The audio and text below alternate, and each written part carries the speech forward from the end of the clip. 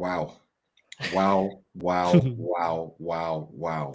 What is this football club? Who are we? What is our identity this season? What are we? This is the fourth game this season that Liverpool have scored 6 or more goals. Liverpool 6, Leeds 1, or should I say it the other way around for the aesthetics? Leeds 1, Liverpool 6. They say that I only ever come on when Liverpool win. So you knew when you saw my face that we're here to have a good time. And we are here to have a good time. But before we go full top red and talk about how next season we're going to win the Premier League, let's first pass over to Omar, who's got a few little housekeepings to get through. And then we're going to get straight onto it. Housekeepings? It's the standard, man. Likes, subscribes, memberships, follows, retweets, everything. Right. This is you saw the return of Luis Diaz, man. You saw Trent in midfield. You saw Nunez score. You saw Jota score. If that don't deserve a like, I don't know what does. So yeah, big up Keith taking the reins, babysitting me and Ben today. But yeah, won't have to do much babysitting. I feel like we're off the leash a bit today. So yeah, let the convo flow and let's take it away. This is going to be this is going to be a freestyle because today we just saw fluidity, Ben. We saw passing, we saw movement, we saw so much gorgeous things that we've just not become accustomed to this season. But let me take it a few steps back. How are you, Ben? Yeah, I'm good, mate. I'm good. I'm emotionally and physically drained from this season. I've been fortunate enough to go to games and a few aways as well. And unfortunately for me, Liverpool, I've never played like that in an away game for me this season and the ones that I've been to. But which ones have you been to? Which ones have you been to this season? I went to Brighton in the Cup. I went to City the other week. I went to Newcastle, to be fair. That was pretty good. And there was one more, Wolves in the Cup as well, where Harvey scored. But yeah, I checked this season off. I thought, you know what, I'm kind of done now. I watch all the games, of course. Like that's what we do. We never give up. But they pulled me back in today, Keith. They pulled me right back in. Top 4 is still probably done, but when you watch Liverpool play like that, it's like, wow. There's so many performances we need to discuss today. I think there's probably just one bad thing we need to talk about, but I'm sure we'll get on to Konate's mistake. But yeah, I mean, people will say, "Oh, top 4 is still gone, and it's Leeds, it's crap."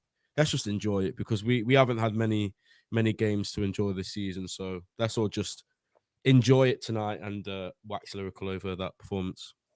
And you know what? You said something there which was brilliant when people are saying, "But it's just Leeds." Let's all check ourselves about it's just Leeds. Let's remind ourselves what happened at Anfield this very season. This very season, we lost to this Leeds team. We dropped 3 points at our own ground. And yet today, we went to theirs and we scored 6.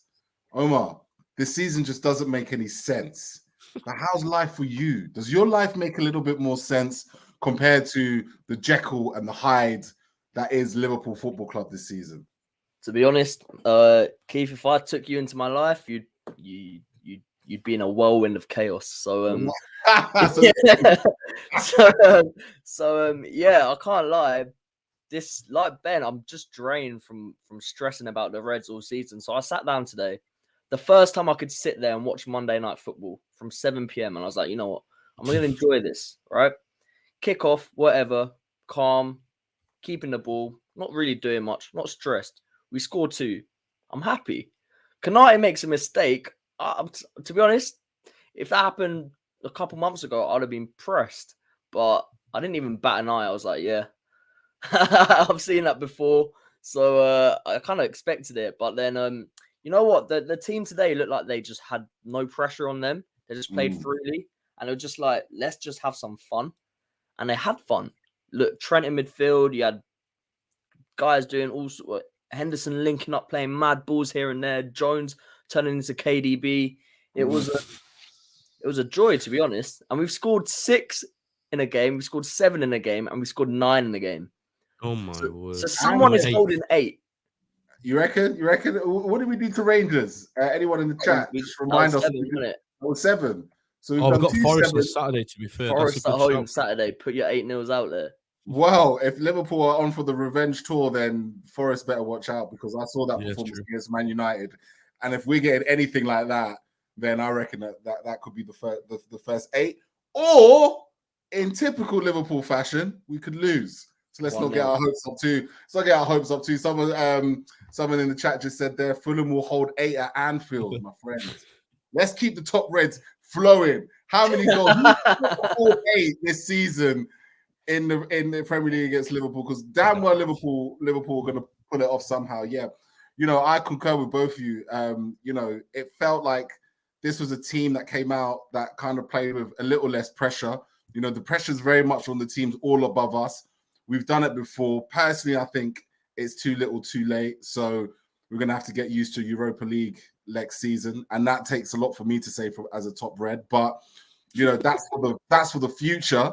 The present is that we have won the football match by 6 goals to 1, and 3 points is 3 points on the boards as we try and salvage something from this crazy season.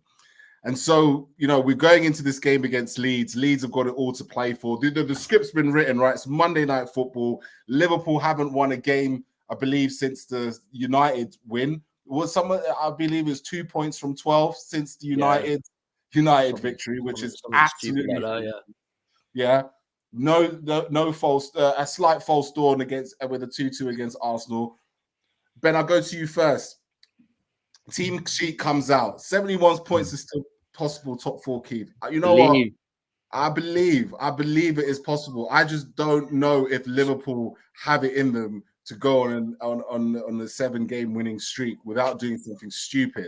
And something stupid they did, which we'll discuss in a little while. But Ben, the team sheet comes out. Obviously, you've got all these different narratives rolling around. What were your thoughts on the selection? Because there was a few names that popped up which put Twitter in a bit of a storm, namely Diogo Jota ahead of Darwin Nunez. How did you feel seeing that? Yeah, I mean, when I was up until I probably turned into a man, I used to look at the team news and I used to melt down if I didn't like it. But I feel like as I've grown up a bit, I sort of just look at it and go, oh, okay, fine. Maybe there's a couple of things you don't agree with, but I'm just going to say it, mate. Just a quick question: was that so? You used to have the meltdown before you had the beard? Yeah. I used before to you had all the the beard. time. Yeah, you grew the beard, man. Exactly. And then you calmed down. Yeah. And now I'm just kind of like, well, it is what it is. I can't change it, and I think I'm right in saying that was unchanged from the game against Arsenal, and against Arsenal in the second half, we absolutely cooked them. So I wasn't mad at it. What I will say, and I'm just going to say it. I don't know whether to say it or not. In fact, you know what? I'm not going to say the name of the account, but there's big Liverpool accounts out there, right? One of them put out 2 tweets about Curtis Jones. And the reason for that is they know putting a tweet out about Curtis Jones is going to incite comments. It's going to get people talking. Oh, why? This is why we need this player. This is why. And I agree that it changes nothing. But I saw a lot of people melt down about Curtis Jones today, and a lot of people were replying to that tweet, and a lot of people were unhappy with it. And I think he's absolutely smashed it in the last 3 games. I think he started. I think he hasn't got the credit he deserves, in my opinion. I think a lot of people in this world, especially in the social media era that we live in, they're so quick and they're so fast to bring this guy down. And look, I'm not sat here saying he's a top midfielder, because I don't think he is. I still think he's got a long way to go. But what I will say is, when you are going to put that much energy into bringing a young lad down, who is a local lad for our team, I think tonight when he plays like that, you've got to give him the equal respect he deserves. And that was the main thing, mate, Curtis Jones, because I thought Thiago was definitely going to start because he's back and he's fit. But yeah, I wasn't mad with it, mate. I knew that Darwin's probably carrying something. He usually is carrying some sort of knock. He's not been blessed with those kind of things since he's come in. I knew Diaz wasn't going to start yet. Defense was absolutely perfect. So I was happy with it, mate. I was confident as well, to be fair. I thought we'd win. Did not think we'd score 6 goals. I honestly, it's the best policy. I did not think that I would be hosting a show saying we scored 6 goals. I actually said to Omar, I was like, well, if I'm coming on to host, we'll probably lose. So, and he said, put a tenner on Leeds. Luckily, I didn't, Omar. Luckily, I didn't. And I'm still £10 richer. Well, I wish I put £10 on 6 now, because I would have been at least ordering some late night KFC. Bro, you'd been ordering the Nobu. Just order it anyway, Keith. Keith, just order it anyway. Just order it. Yeah, I think I'm gonna have to after this. Omar, Ben made a great point about Curtis Jones, and I just wanted to touch on Curtis Jones, a player much maligned within the fan base. Not quite sure why, because we've never paid any money for him. He's come through the academy, which a lot of fans discuss and say we don't produce enough from the academy. Silky baller, and when he plays with confidence, things just come off naturally for him. He's naturally a very, very good footballer. Not only is he naturally a very, very good footballer, but he's also a very well-respected footballer within his age group. Like, a lot of people don't talk about the fact that the guy, okay, he might be, I think he's 22 now, he still plays for the under-21s, but he's still a main player for the England team. He gets a lot of love from the next up-and-coming generation of England ballers. He's had some very good games for Liverpool already at such a young age. The hate has been a bit much, been a bit scapegoated, don't you think? Yeah, man. I think that probably runs into this super chat. Sorry, that's what it's called. Thank you, Shay McGee. Who says, "Great win. Need to build off this for next season. Stay focused. We as fans need to not get overzealous. Good to see Curtis starting. Need to use these games to start the foundation for next year." I think that thing about Jones is we've got 9 free hits, kind of. If you look at it from now until is it 8 now or something? I think 7 or 8 games. 8. 3 hits to the end of the season, where we should be looking at guys like Jones, Elliott, sort of getting Diaz back up to scratch, sort of trying Trent out in midfield, seeing what happens. Treat it as like a sort of not extended preseason, but also like an extended preseason where you can look ahead to the next season and try and plan, because you don't get that luxury, especially in like big teams and with big tournaments. So yeah, like looking at Curtis Jones, the point you make on how highly rated he is. I mean, I've seen Southgate mention how he's been on the cusp of an England squad. I saw an interview of Rio Ferdinand where he was like, he spoke to all the under-21 boys in the England squad, and they were like, "Who's the most talented player?" And they all said Curtis. So the talent has always been there, and he's still 22. I think the problem is he feels like he's been around for God knows how long, but that's just because he started when he was 17, 18. Mm-hmm. And yeah, maybe he's not progressing at the level a Trent has progressed at. But you build a squad. You don't build a squad to involve 20 world-class players.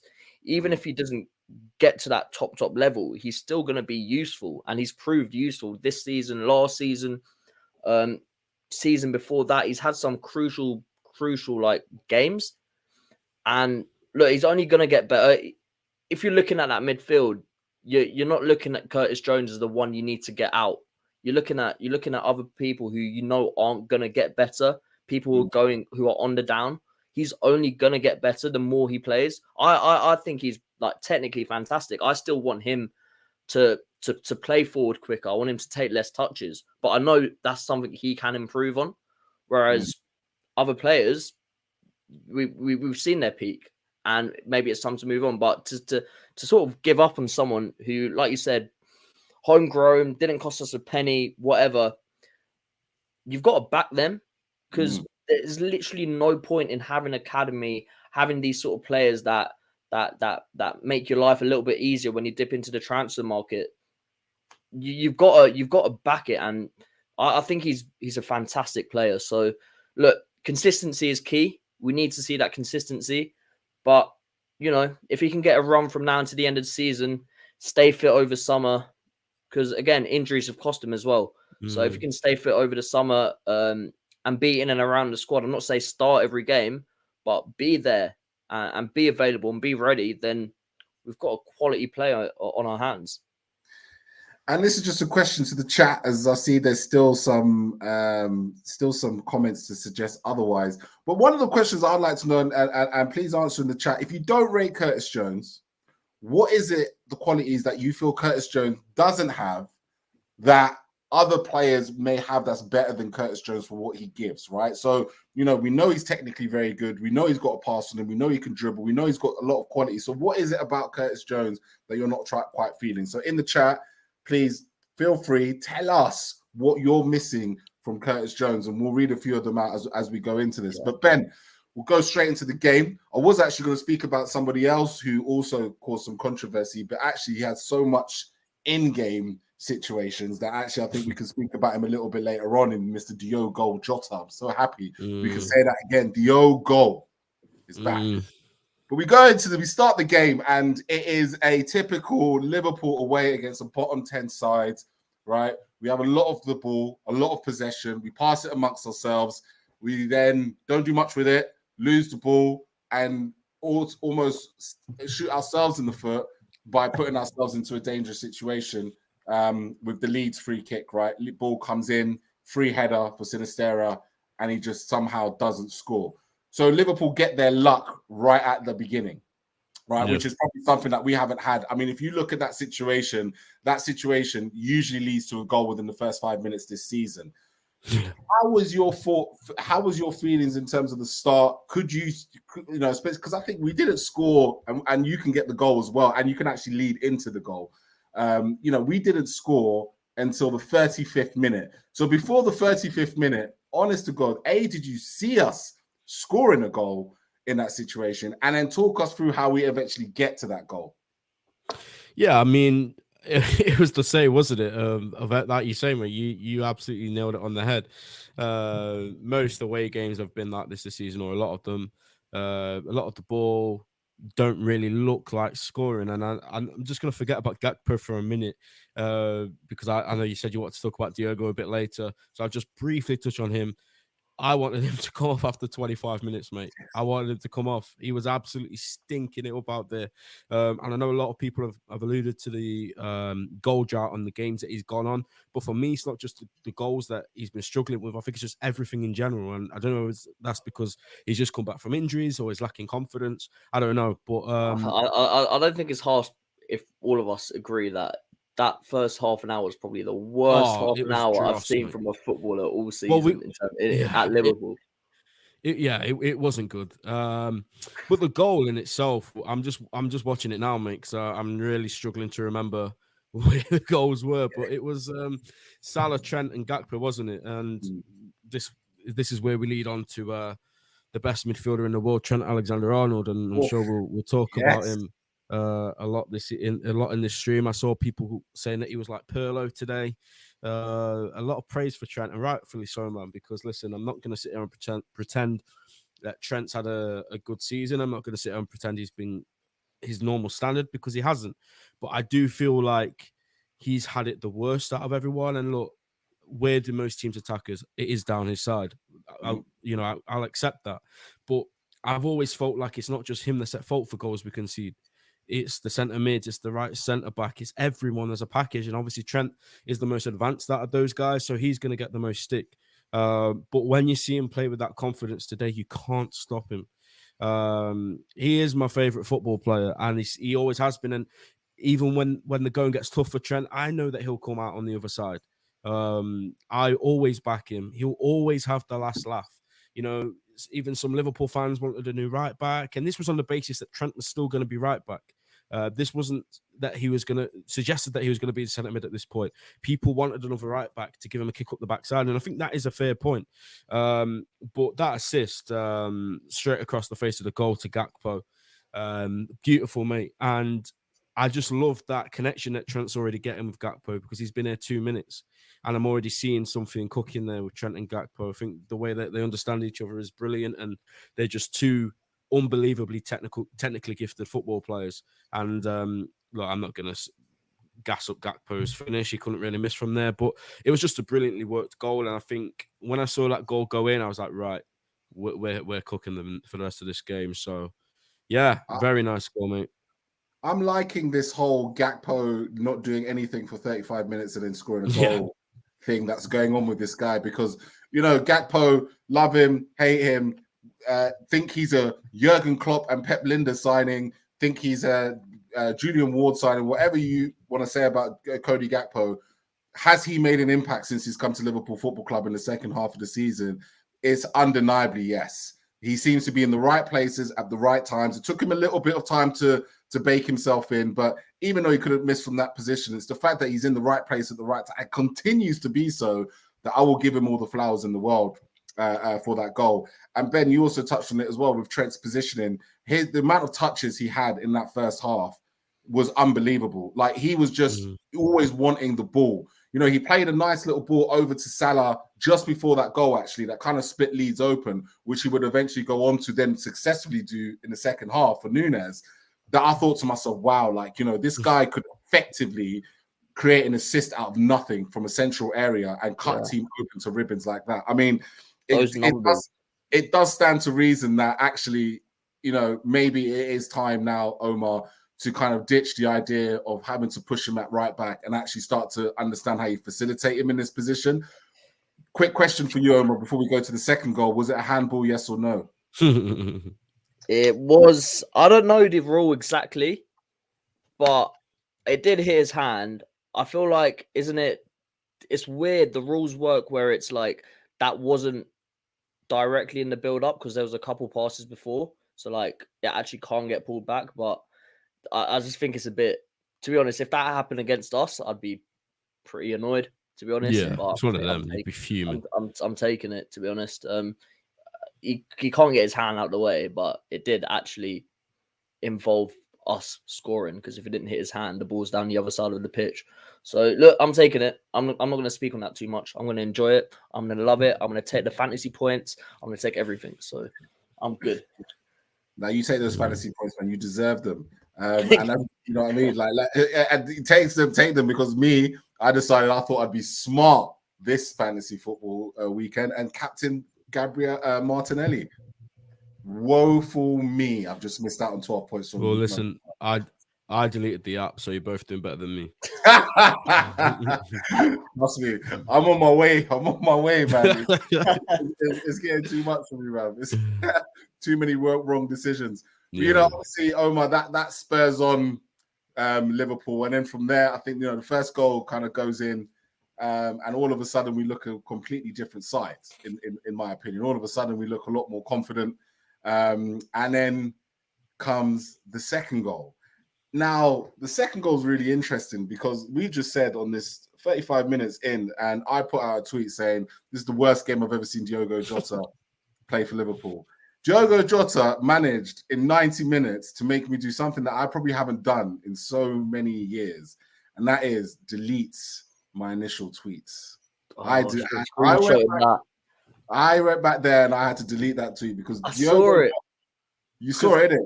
Because I went to like tweet Salah because he scored, and I was like, keeps a bit behind it.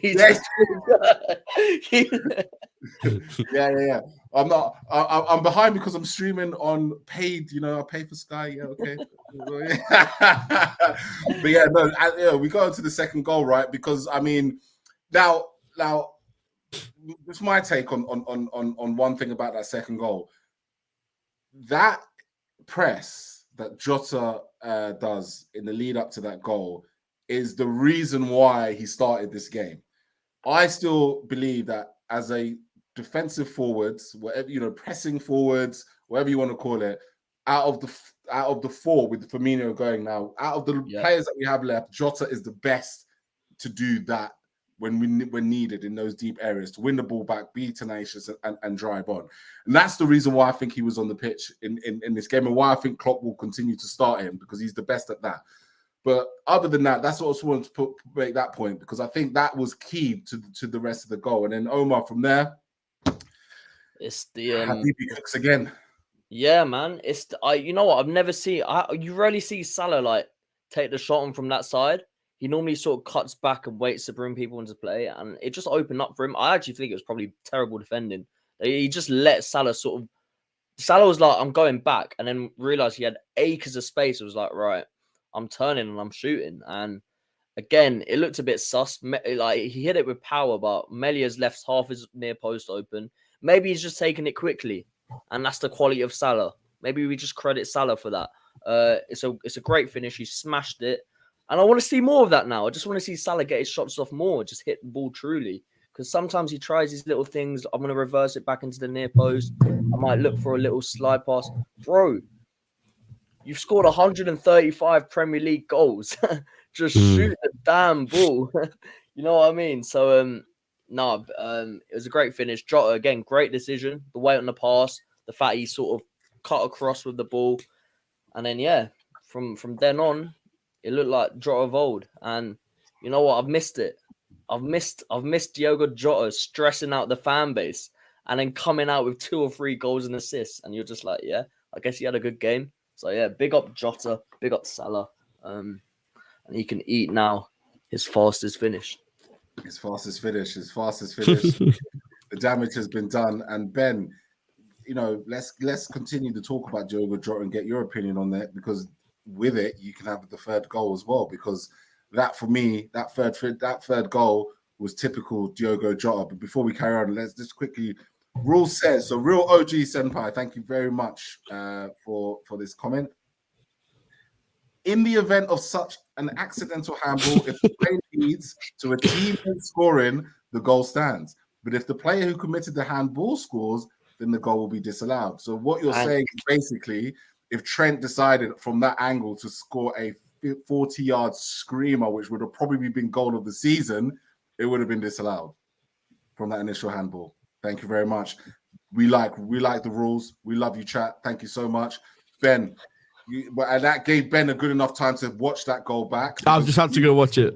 No, really. I've got YouTube up here as well. Yeah, man. It's hard, man. This is a great position to be in.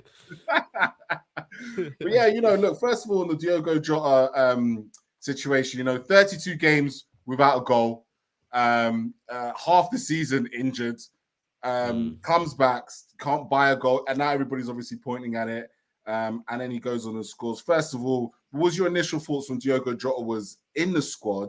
And then talk to us a little bit about his third goal.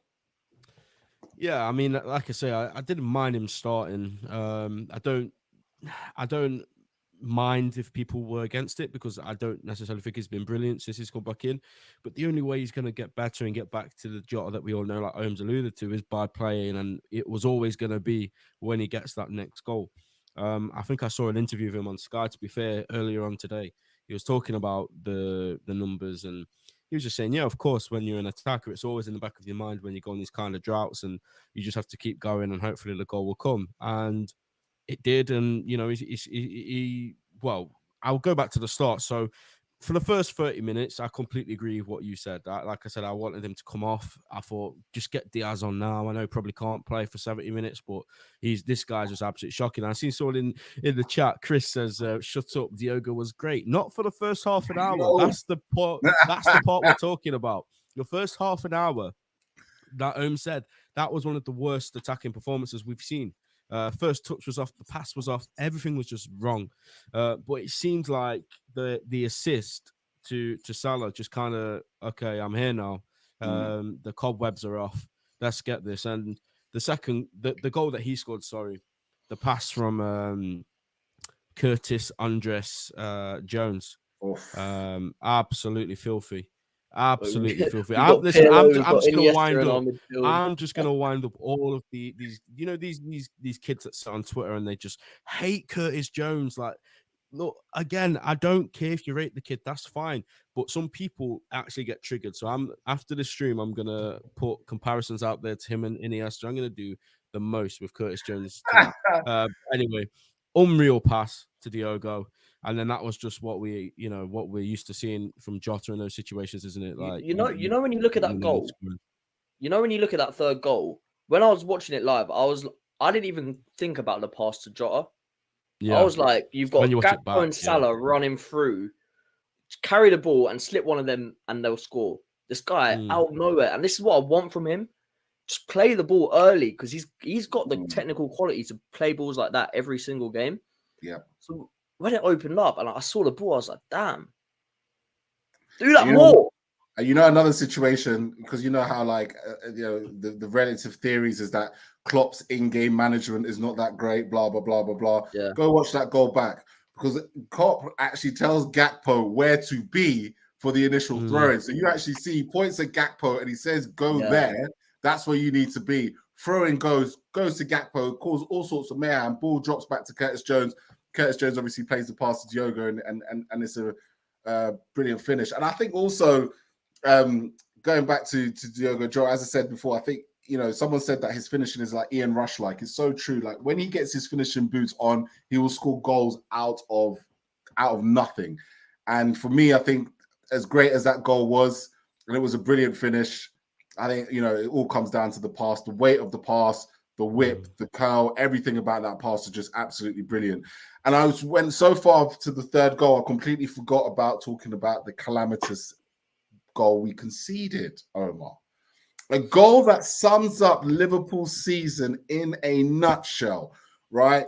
If for those that follow me on Twitter, you will know that at times I get really frustrated when people always go on about the reason why our season is like X is because of signings, because we didn't sign this, we didn't sign that.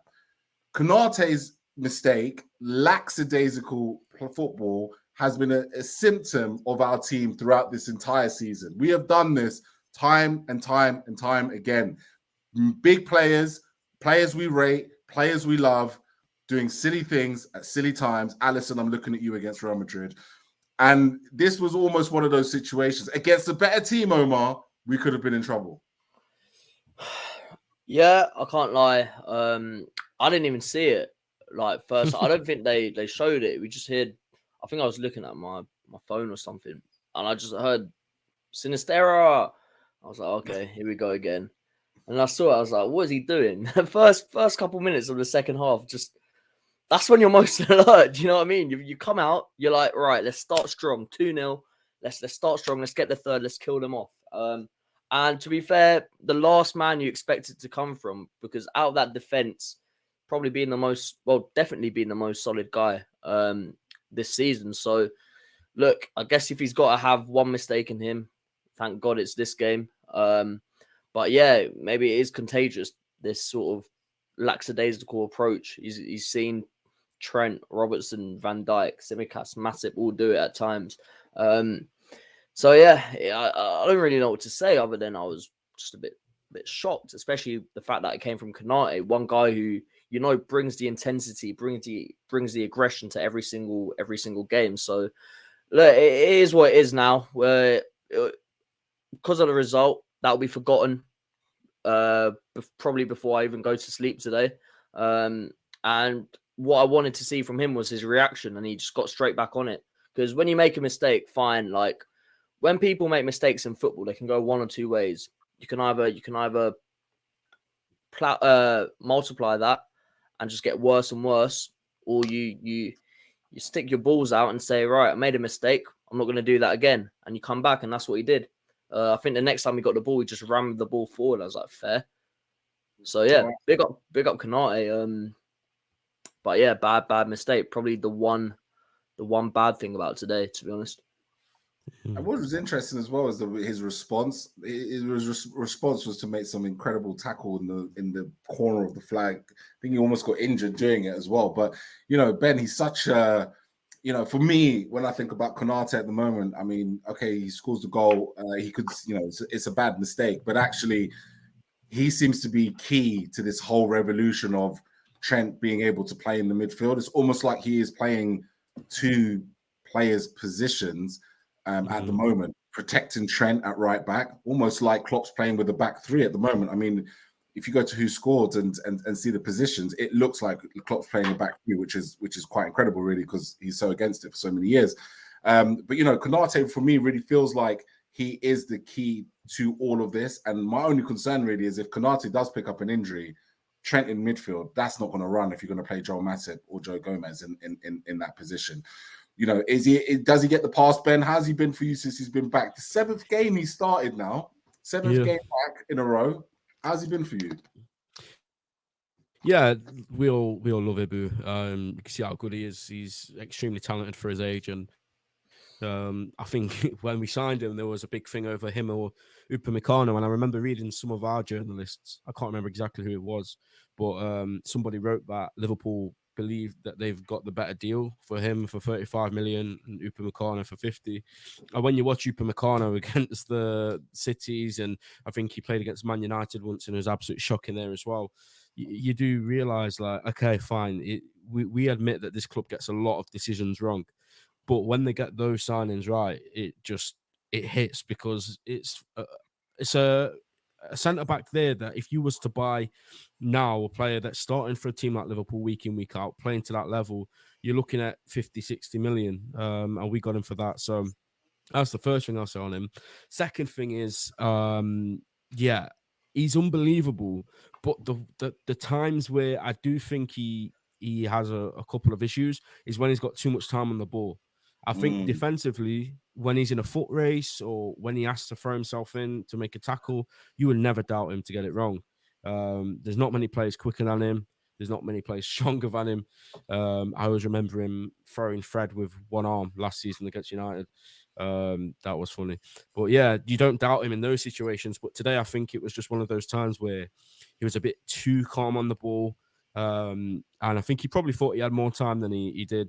So it's just those things, and I think they will be easily ironed out for sure, because he's still young. He's learning from the best over the last 5 years. I mean, there's no one better to learn under. So I think, they might have a couple conversations like, okay, here's when you do this with the ball. Here's where you just get rid. Those kind of things, it will come. He's only, 23? So, yeah, I'm absolutely loving Konate right now. What you say about if he gets an injury, that's a completely fair point, and I would go for a centre-back in the market in the summer, 100%, because we've all seen how Matip's regressed this season. Gomez has probably played better at right-back than he has at centre-back this season, so I think that's absolutely spot on from you. And, yeah, maybe we go for somebody who fits a similar profile, but it's Kyle not Walker. He literally stands in that position for City in England and is just there to use his pace to block anything. Obviously, it's unrealistic. You probably want someone younger and someone more in the mold of Konate, who's actually a centre back. But then again, like, coming onto that, like, Keith, I want to, because I know you talk about Trent in midfield, but I want to know your thought, chat as well. I want to know your thoughts where, right, Trent in midfield, we've seen this and we love it. It's amazing, right? We've had two glimpses of it, and we're like, this is the best thing ever, right? Pirlo, Stevie G, call it whatever you want, Philip Lahm, whatever. But he's doing this while still on the team sheet being right back. Yep. So he's doing this as right back. He's just inverting himself. We're playing Robertson, Konate, Van Dijk as a back three, which, like you said, is Klopp is mad, considering he hates. But Klopp doesn't change anything apparently, and he's not tactical. And yeah. So to see that, like, it obviously means Konate can pretty much play like a right centre back. We do have that protection instead of when Trent did go infield, especially last season and before this season, we'd still have Robertson flying down the other side. So what do we actually need? Do we need a midfielder who can fill in there, or do we actually on the team sheet have Trent as a midfielder and get a right back? Because to me, like, if it's working with, because I'd rather invest in a banging centre back who can do what Konate does, or banging right back who's defensively incredible to sit in that gap while Trent is in that midfield area. But I don't know how you'd sort of go around that issue. So for me, I think what's key to this current rebirth of Trent in this inverted wingback position is Konate. Konate is such a high pressing, like almost like, he plays the risk games when it comes to pressing and winning that ball back as high as possible and covering, because he's got the pace to do so. He effectively can defend for two people. He defends for his own centre back, he defends for the right back. Where I have slight concerns about Trent playing this inverted wing back position is at some point teams are going to find the gaps between Van Dijk and Konate, because Konate is going to have to keep pulling out to keep covering Trent, and Trent doesn't really cover Konate as well when he's kind of tucking into that. Because what I've seen seems to happen is Konate. So Trent will be like here, and then Konate will then go and cover his side, and he's almost dealing with the 2v1 situation, and then Trent will be coming in to defend almost in a centre back style position over here. So it's kind of like, is Trent deep enough to be also given defensive duties in the midfield, or is he good enough to cover Konate when Konate is going to need support in that centre back position? You keep him at right back. One thing that I did see, and it'd be interesting to see the data behind it, was I actually feel like when Trent is defending in front of him, he's actually a lot better than having to deal with players that are trying to get in behind him. So I actually thought in the press, perfect example is the goal that he scores, right? On the press, he's very aggressive. When he's the one that's pressing forward and trying to win the ball without having to worry about what goes on behind him, he's actually really good. So he steps in front really well. I think so. So in answer to that question, it could be argued that actually does Trent become, does Klopp go for the double pivot, and Trent is one of the two, and gets given that license. It's undeniable his range of passing, and we'll get onto that for the last goal because Trent's range of passing, his willingness to get on the ball, his decision making within the passing.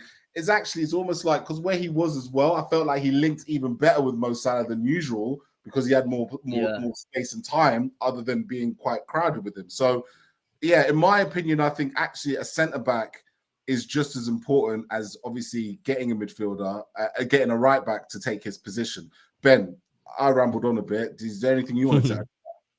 No, I agree. I think a young, pacey centre-back, almost the similar profile of when Gomez came through. You think of those couple of seasons, 18, 19, 19, 20, pre-ACLs or whatever injuries he had. I can't remember exactly what he did. Joe Gomez was incredible for us. And, I think him and Van Dijk complemented each other terrifically. And I think it was 18, 19. I think that statistically with him and Virgil, that's the least we've conceded in a season under Klopp. So, yeah, I think 100% maybe Levi Colwill, but I'm not sure if Chelsea would deal with us for him. But he would be probably the main one that would fit that bill at the minute. Let's just hope that, everyone's out of the club at the minute. People are going left, right, and centre. But let's just hope there's still some scouts there that can find those players because I'm not knowledgeable enough to know who they are. But that's exactly what we need. Somebody young, quick, who can play, centre back or cover, like you say, for the midfielders and attackers. Absolutely. Look, we get to the fourth goal. Mo Salah does it again. Scores 2 goals in these Leeds games. In a stat pad, Salah. We could have done with these 2 goals against Bournemouth. You could go on with 1 each for Bournemouth and Arsenal, but it is what it is. He comes in. It's a typical, classic. We're going to be watching these back for years to come. It was classic, wasn't it? It was absolutely classic counter-attacking stuff from Liverpool. And, great finish by Mo Salah again. You know what? Yeah, it starts with Robertson getting on his bike and taking on his man because Robertson at his best is driving down that left-hand side. And then Mr. Cody Gakpo, the coolest head. I'm like, I think someone like Darwin probably, or Salah, Jota, these guys try and hit that first time. Yep. Takes the touch because he's Dutch, because he's got tech, whatever. His first touch is absolutely impeccable. If there's one thing we all can agree on with Cody Gakpo, is his first touch is absolutely sensational. Yeah. Puts it on a plate for Salah. He tells Salah what he needs to do. And I'll get on to Salah, but for me, when I see Gakpo today, I'm like, he could be wearing the number 9 shirt, be Brazilian, and be called Bobby Firmino, because that performance reminded me, Firmino, how many times you see him get cheap tap-ins at the back post like Gakpo did? How many times you see him laying it off for his teammates? This guy is like, I've got, out of all the forward stuff, out of him and Nunez, I'm even more excited for Gakpo, to be honest. I think he's absolutely mint. And especially when Firmino goes in the summer, this guy's going to be, he's going to be crucial. I'll say that it will be crucial for us. If we're gonna persist with this sort of false 9-ish forward thing going on, with Nunez on the left, Diaz, Salah, Jota, all these guys on the wings. We need that link. And even like you said, for Jota's goal, where Klopp puts him, he's the one sort of in that gap causing the havoc. Ball goes through to Jones, whatever. So yeah, for me, Cody Gakpo, massive part in that goal. And yeah, deserved the assist. And then look, Salah, man, classic, vintage. His first touch as well, by the way. Yeah, that's true. Yeah, unbelievable first touch.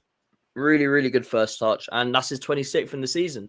And for a man who apparently is having the worst season of his life, 15 Rashford's a Ballon d'Or nominee, apparently. I think probably on target to score 20 in the league again. On target to score 30 in all comps. Bro, if this is his bad season, I can't wait for his really good season to come back next season, because he's inevitable. He's inevitable. Most left-footed goals in the Prem. Just one of my all-time favorite footballers, man.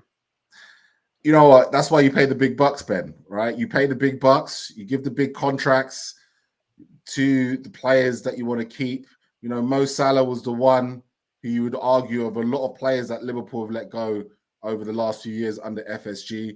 That was the one player that we actually did succumb to his demands and say, do you know what? We will make you the highest paid player ever at Liverpool Football Club. And we could argue that it's money well spent for this season, particularly in the season that we've had, right? You know what I mean? If you take those, 16 goals he scored for Liverpool now this season in the Premier League, you take those 16 goals out for Liverpool this season, you're looking at a completely different season. Right place, right time, as always. Yeah, no, I 100% agree. I think there has been phases this season where I have been a bit annoyed with him.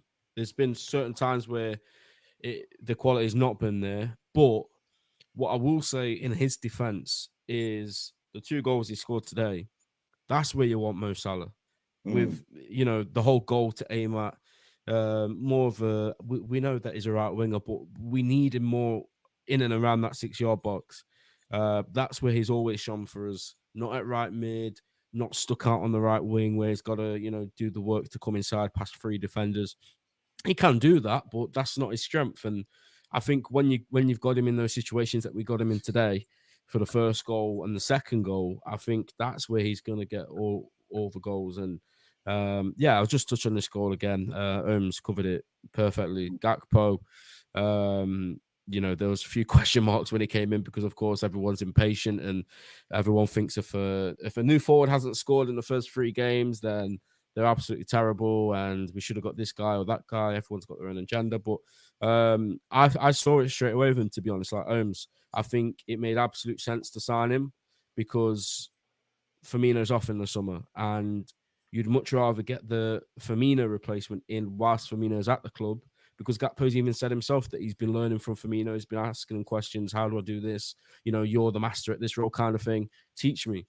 And Diaz did the same as Mane. We got him in and Mane was still at the club. So, yeah, we probably did need a centre mid in January. But on the flip side of that, I wasn't mad with the Gakpo signing at all. I knew he was going to be the Bobby replacement. And I didn't know he was that technically gifted, which is probably silly of me because, like somebody says, Ohms with the bars, the touch because he's Dutch. All the Dutch have that first touch in their locker. Well, the majority of them anyway. So, absolutely incredible, technically gifted player. And then Salah's first touch and finish was just vintage Salah, wasn't it? So, what can you say? Absolutely. You know what?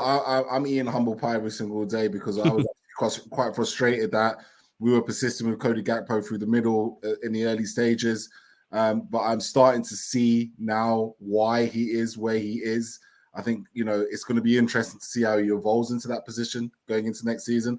But Ben, there's another position that may be of an evolution moving forward, and that's Jordan Henderson, right? I'll tell you why, and this leads us on to the next goal. Jordan Henderson's position, it was interesting. I was just watching the build up to this goal. It was really interesting seeing where the passes were leading up to this goal, right? Because you have in the middle, you've got Fabinho, Trent Alexander-Arnold, and Curtis Jones in a triangle in the middle of the park, with Jordan Henderson as your widest player. Future at right back, Ben, for Jordan Henderson with that delivery for. No, probably not. The future for Henderson, in Now my you say opinion. it. Now you say it. Yeah, no, it's a fair point. And I know he did used to play from the right in his Sunderland days, but I think the future for Henderson is. Look, I'm not one of these guys again that hates our captain. Do I think he's good enough to start week in, week out for Liverpool? No. Do I see him having a role for us in the future? Yeah, 100%. And, you know, I think a lot of the criticism, again, like the majority of the players this season, it has been warranted. It has been deserved. Jordan Henderson, in the grand scheme of things this season, he's not had a good season at all. But I'm still a firm believer of when that team is ticking, you know, these players will improve, these players will get better. But in an ideal world for me, next season, I want to see the midfield recruitment, whether that's McAllister or Gravenberch, whoever it may be. And then, you know, Henderson's workload can ease off just a little bit each season. And he'll be pivotal for us in the cups where, you know, you rotate or he comes in here, there. I love the guy. I think, you know, he's still a fantastic leader. He's still our captain. You know, and I wouldn't have a bad word said about him as a player, as a man, sorry, but as a player, I do think that, you know, I know that he got the assist today, he played well today, so I'm not going to dig at him, but, you know, long term, I think we do need to start thinking of the future now and what we're going to do for the next 5 years or so. It's definitely going to be interesting for sure, given the position that Henderson's took up today. Him and Salah were the widest of the right-hand side, which was really, really, really interesting. And where he was picking himself up. And I suppose whoever we bring in to take over his position, which is probably going to be one of the key areas to fill in next season, will be interesting to see who's going to be taking that and whether Klopp is going to persist with this idea of Trent being more central and the midfielder being more further wide in those positions, because he took up those positions quite a lot. It was him and Salah pretty much on that side today for the majority of it. Great ball comes in. Diogo Jota goes back to being the slotter again. First time bottom corner. And, you know, from that, it's game over. Or is it? Because a certain Professor Chaos enters the field. And Professor Chaos, now, Darwin Nunez can play 5 minutes of football and still his XG tally is probably higher than most players on that pitch. And yet again, Darwin Nunez, who is involved in something, and he's involved in another goal. Talk us through that goal, because there's a few things that I'll be interested to hear your thoughts on with that particular goal. I'd say it comes down to three things. Well, two things. It's a Trent pass, and then the sort of Darwin, when the pressure's off, turns into one of the best finishers in the world. Because when the pressure's off, whether he knows he's offside or not, this guy, fair enough, had one shot today, one goal. But we got to go back to the Trent pass. How many times do we see Trent in that position? You don't look at many footballers in the world in that position and think there's a chance here. One ball from Trent and we're in. And the amount of times it's almost like we've opened up a space for him to get the ball, but not be in a crowded area and have the space to then deliver. And that ball, when you've got people who all they want to do, Salah, Jota, Nunez, Diaz, all they want to do is beat the offside trap. It's a dream. You've got Thiago one side looking for that ball. You've got Trent the other side looking for that ball. It's an absolute dream for the passer and for the forward as well. So yeah, great pinpoint pass. Nunez, great movement. He could have probably been another couple yards on side. He's that quick. And you look at his attributes, his actual pace, his sort of movement, and I'm like, this guy could be a cheat code for us one day. So yeah, very happy and composed. You think maybe start of the season, or if that game's 1-1, is he as composed? Maybe he's got to work on that. But when you're 5-1 up at Leeds, the stadium's empty. You'll never walk alone is being belted out. The guy's obviously going to score, Mr. Darwizzy. So yeah, happy days. He came on, decided to be the main character for the 30th time this season, whatever, and and scored a banger. Well, banger, I say, really nice slotted finish. And you know what? To be perfectly honest with you, if Trent is going to be being given the license to be able to make those pings from that position, Darwin Nunez could get Haaland numbers as far as I'm concerned, Ben, right? Because, you know, like there's 7 players in front of, there's a shield of 4 in the midfield and 3 at the back. And Trent has played 1 pass and taken them all out. Darwin Nunez's movement, I do believe that he is the offside king. The guy lives on the edge of the offside, but I still do not like the idea of him playing from the left-hand side. But again, just like the Gakpo situation, it sounds like it's going to have to be something I'm going to accept, particularly as Diaz was on the right-hand side as well. What's your thoughts on these positions, Darwin Nunez's position this season, how Klopp is using him, and you know, where do you see the future of Darwin Nunez next season? It's tough, isn't it? Because, like you say, we've seen all these attackers play pretty much everywhere, so it's kind of hard to see which one's going to be the kind of final evolution, if you like. But I do remember watching a lot of Nunez's goals at Benfica when he was there, because I remember after the Champions League games, that was the first time really where I'd sat down and watched Nunez. And I remember saying at the time, and I've got receipts in a WhatsApp group chat, like, this guy's a player and he could do a job for us. And ever since then, I've loved Nunez. I got the shirt. I actually got that after we battered United. I thought, I'm not going to dilly-dally anymore. I need to buy the shirt. And I've just loved the guy, to be fair. And yeah, just going back to the point of him being on the left, I think that's something that he has been used to over his time at Benfica. But yeah, when he signed for us, we were all certain that we were going with more of a traditional 9. And I know he's not exactly that. He looks like he is, but he's not. He's completely different to Haaland, even though when he came in, there was that big debate over him and Haaland. I think it's just because they're both tall. I think Nunez, and people will probably shoot me for this, I don't care. He's a better football player than Erling Haaland in terms of like everything else that he does. Haaland's going to score more goals than him every single season when both of them get those chances. But it is a debate now, and it is a dilemma that Klopp has, whether where's he got to play him. And I don't know, because we've got Diaz, we've got Gakpo. Both of those can play from the left. Gakpo can play up front. Nunez can play up front.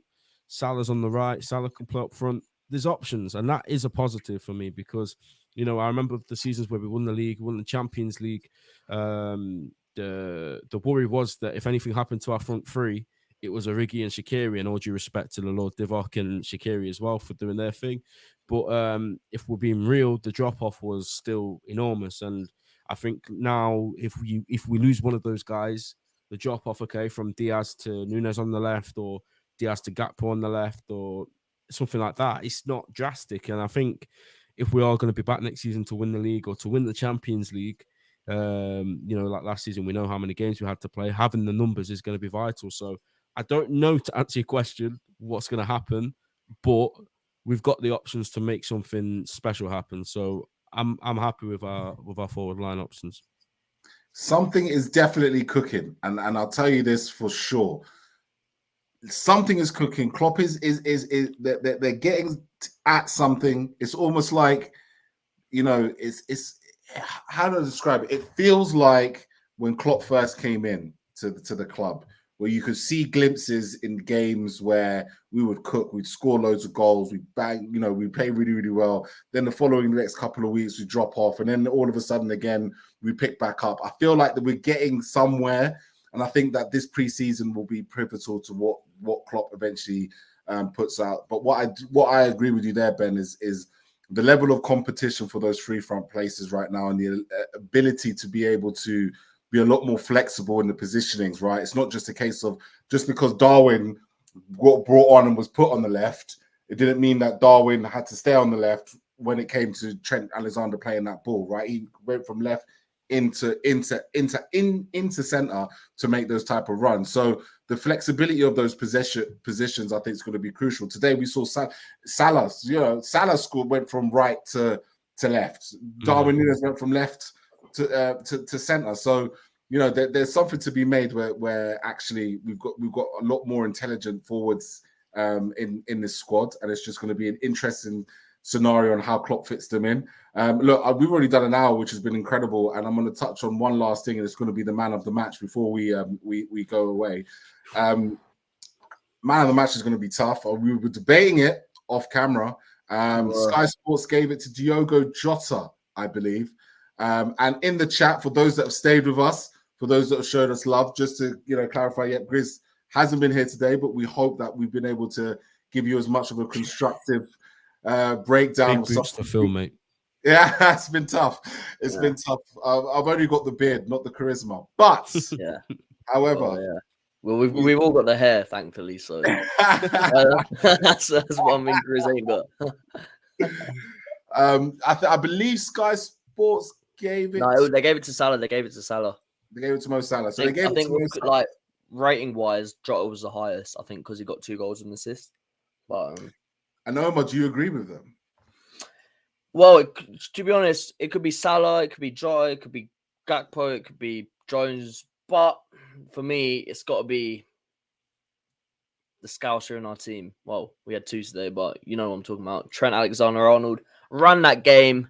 And look, this guy, he could spend the next 10 to 15 years in a Liverpool shirt running Premier League games if he wants to. Yeah, I'm not going to lie. He's got me hyped. He's got me. Everyone knows how much I love this guy already, right? I've defended him to the hills, and I know Ben's on that sort of 100% mountain as well. But yeah, ran the game like a prime Pirlo. Well, let's just say it like how we saw Stevie G run games, how we've seen Xabi Alonso run games. You know what?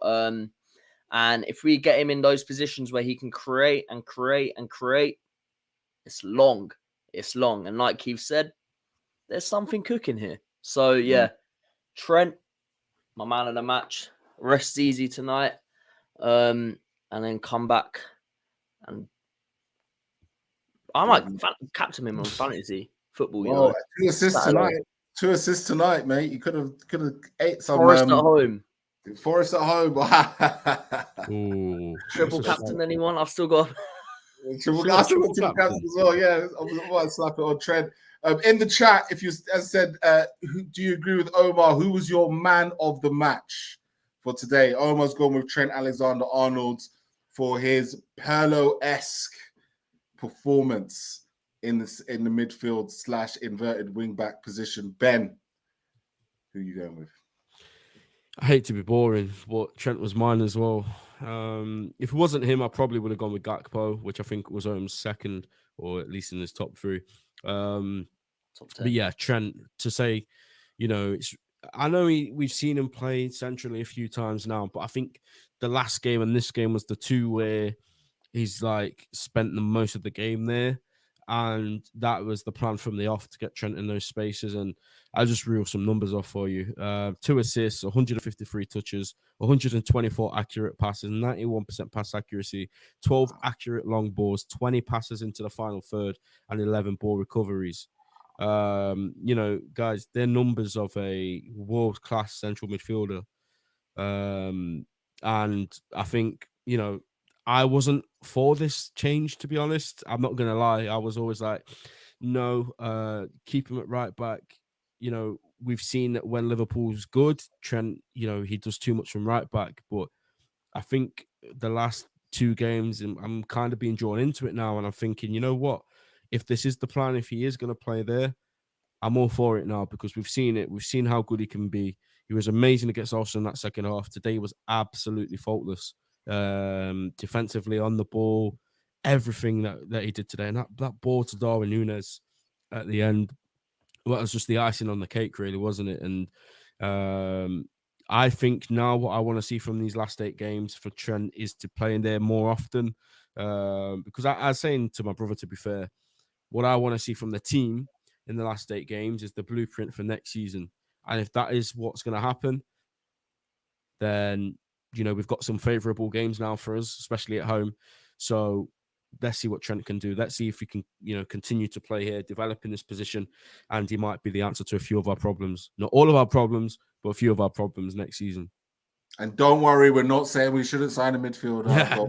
Yeah, okay. But I'm just saying, Trent Alexander. Actually, Trent and Bajcetic, you know what? We might not need to sign one. Yo, the technical. You know what? We got a right back in Henderson now.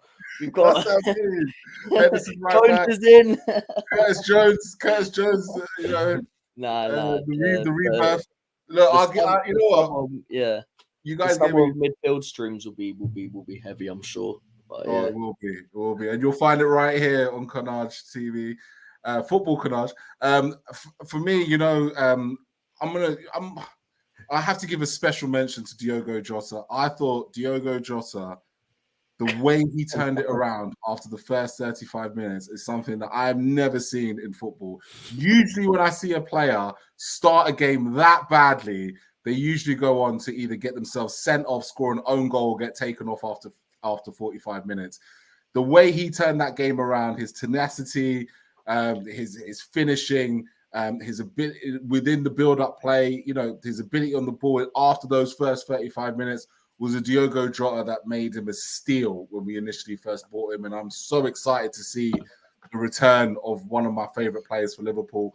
But Trent Alexander-Arnold, for me tonight, absolutely bossed that game from start to finish. It's quite incredible, really, that for once, something that we've all shouted about on Twitter is actually true, and that Trent Alexander-Arnold's future is definitely more in the middle of the park as opposed to being left at right back. He really showed us levels today, as he's shown us levels throughout the season. So maybe not this season as much, but in seasons gone by. So, you know, Trent Alexander-Arnold continues to evolve. The new Jurgen Klopp 2.0 continues to evolve. And I've just got one last stat for you because I thought this was brilliant and something that I've actually thought up myself.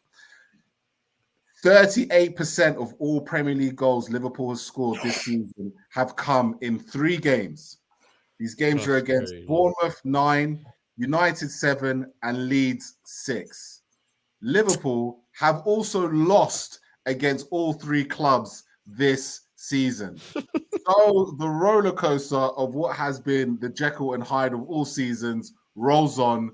Leeds 1, Liverpool 6, top 4 is still a possibility. Let's keep on believing, Reds.